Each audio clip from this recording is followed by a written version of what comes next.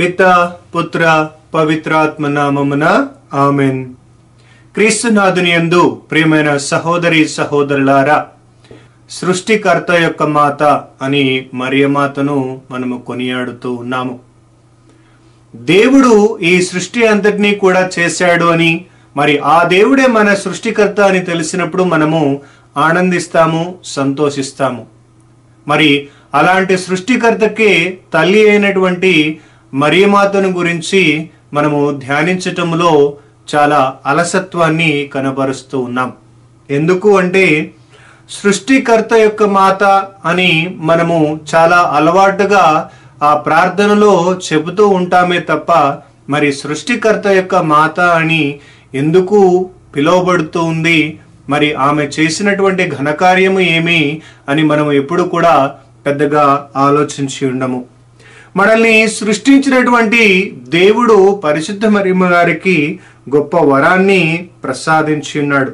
ఎందుకనగా మనము ఆదికాండము 1వ అధ్యాయంలో చదివినట్లయితే దేవుడు ఆకాశము, భూమి మరియు సూర్య చంద్ర నక్షత్రాదులను మరియు ఈ సృష్టిలోని సమస్త ప్రాణులను, చెట్లను అన్నిటినీ కూడా దేవుడు సృష్టింపచేశాడు. సృష్టింప చేయటమే కాకుండా వాటినన్నిటినీ కూడా తన ఆధీనంలో ఉంచుకున్నాడు దేవుడు. మరి వాటిని శాసించగలిగినటువంటి గొప్ప శక్తి కలిగినటువంటి దేవుడు మన దేవుడు. మరి అలాంటి దేవుణ్ణి ఈ లోకానికి అందించడానికి మరియమాత తనను తాను దేవునికి సమర్పించుకుంది. కుమారుడైనటువంటి సర్వేశ్వరుని ఈ లోకానికి ప్రసాదించడానికి, ఇదిగో నేను ప్రభుదాసురాలను, నీ మాట చొప్పున నాకు జరుగునుగాక అని పలుకుతూ దేవుని యొక్క రక్షణ ప్రణాళికను ఈ లోకంలో నెరవేరనిచ్చింది. మరి సృష్టికర్త అయినటువంటి దేవుని తన గర్భమున దాల్చింది. అంతేకాకుండా ఆ సృష్టికర్త అయిన సర్వేశ్వరుని తన సొంత కుమారునిగా పొంది ఆ సృష్టికర్తను తన చేతులలో ఆలించి, పాలించి, లాలించి ఆయనకి భోజనం పెట్టి మరి ఆయన ఎదుగుదలలో ఆమె ఎంతగానో తోడ్పడింది. మరి అలాంటి గొప్ప భాగ్యాన్ని పరిశుద్ధ మరియమ్మ గారు పొందుకొని ఉన్నారు. దేవుణ్ణి తన చేతులలో ఎత్తుకొని ఆయనను లాలించి, పాలించి ఆయనను సంరక్షించేటటువంటి బాధ్యతను కూడా ఆమె తీసుకుంది.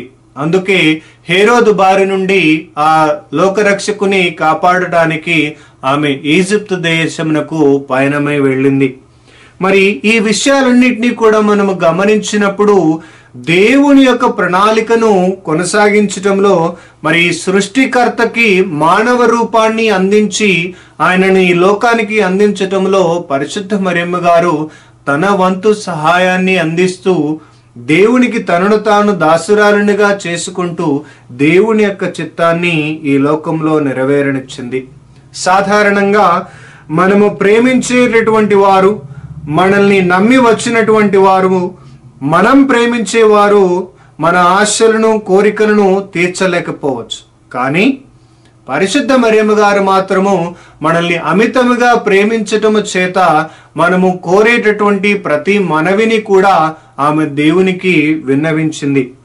ఉదాహరణకి యేసుక్రీస్తు ప్రభు ఈ లోకంలో జీవించి ఉన్నప్పుడు పరిశుద్ధ మరియమ్మ గారు ఆయనను కోరుతూ ఉంది. నీటిని ద్రాక్షారసముగా మార్చుమని అడిగినప్పుడు యేసుక్రీస్తు ప్రభు మరియ తల్లి అడిగిన కారణం చేత ఆ అద్భుత కార్యాన్ని చేశారు. మనం ఈ అద్భుతాన్ని పరిశీలించినట్లయితే ముందుగా స్త్రీ, అది నాకేమి నీకేమి, నా గడియ ఇంకనూ రాలేదు అని క్రీస్తు ప్రభు పలికినప్పటికీ కూడా తిరిగి తన తల్లి మీద ఉన్నటువంటి గౌరవము చేత నీటిని ద్రాక్షారసముగా మారుస్తూ ఉన్నారు. మరి అలాంటి మరియ తల్లి యొక్క ప్రార్థన యొక్క సహాయము వలన మనము దేవుణ్ణి ఏది అడిగినా కూడా దేవుడు కాదనడు అనేటటువంటి విషయాన్ని మనకి పరిశుద్ధ మరియమ్మ గారు గుర్తు చేస్తూ ఉన్నారు. అలాగే పునీత బ్రిజితమ్మ గారు మరి యేసు ప్రభు మరియమ్మ గారితో పలికినటువంటి పలుకులను గురించి ఆమె ఈ విధంగా చెబుతూ ఉంది.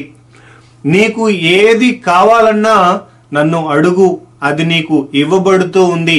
ఎందుకనా భూలోకంలో నేను జీవిస్తూ ఉన్నప్పుడు నేను ఏది అడిగినా కూడా నీవు దానిని తెచ్చి ఇవ్వగలిగావు. కావుననే నువ్వు ఏది అడిగినా నేను దానిని నీకు ఇస్తాను అని క్రీస్తు ప్రభు మరియమ్మ గారితో పలికినట్లుగా మరి పునీత బ్రిజితమ్మ గారు మనకి తెలియచేస్తూ ఉన్నారు. మరి అలా పరిశుద్ధ మరియమాతను సృష్టికర్త యొక్క మాత అని మనము కొనియాడటము ద్వారా ఈ సృష్టిలో ఏది కూడా దేవునికి అసాధ్యమైనది కాదు అని, మరి అలాంటి అసాధ్యమైనటువంటివన్నీ కూడా సుసాధ్యము గల చేయగలిగినటువంటి శక్తి ఒక పరిశుద్ధ మరియమ్మ గారికి ఉంది అని, ఆమె యొక్క వేడుదల ద్వారా దేవుడు మనము ఏది కోరినా కూడా ఇస్తాడు అనేటటువంటి నమ్మకాన్ని మరి తిరుసభ కలిగిస్తూ ఉంది. మత్తయి సువార్త 7వ అధ్యాయము 7వ వచనంలో వాక్యం మనకు తెలియజేస్తుంది, అడగండి మీకు ఇవ్వబడుతూ ఉంది అని యేసుక్రీస్తు ప్రభువే పలుకుతూ ఉన్నారు. మరి అదే క్రీస్తు ప్రభు, అదే లోకరక్షకుడు, అదే సృష్టికర్త పరిశుద్ధ మరియమ్మ గారు అడగగానే మరి నీటిని ద్రాక్షారసముగా మార్చి మరి ఆ కుటుంబాన్ని ఆదుకున్నారు. అలాగే ఆ సృష్టికర్త యొక్క మాత యొక్క వేడుదల ద్వారా అది ఎలాంటి సమస్య అయినా, అది ఎలాంటి అవసరత అయినా దానిని దేవుడికి మనము సమర్పించుకున్నప్పుడు దేవుడు దానిని ఆలకిస్తాడు అని తిరుసభ మనకు తెలియజేస్తుంది. కాబట్టి ఈరోజు సృష్టికర్త యొక్క మాత అని మరియ తల్లిని వేడుకుంటూ ఈ సృష్టిలో సమస్తము దేవుని ఆధీనంలో ఉన్నాయి అని, అలాంటి దేవునికి తల్లిగా ఉన్నటువంటి గొప్ప భాగ్యాన్ని పరిశుద్ధ మరియమ్మ గారు పొందుకొని ఉంది అని, మరి ఆ తల్లి చెప్పినటువంటి మాట మరి కుమారుడు తప్పక వింటాడు అని, మన మొరలను క్రీస్తు ప్రభు ఆలకిస్తాడనేటటువంటి నమ్మకముతోటి విశ్వాసముతోటి మరియమాత యొక్క ప్రార్థనా సహాయమున మన అవసరములను, కోరికలను, మనవులను దేవునికి సమర్పించుకుందాము. ఆమెన్. పిత, పుత్ర, పవిత్రాత్మ నామమున ఆమెన్.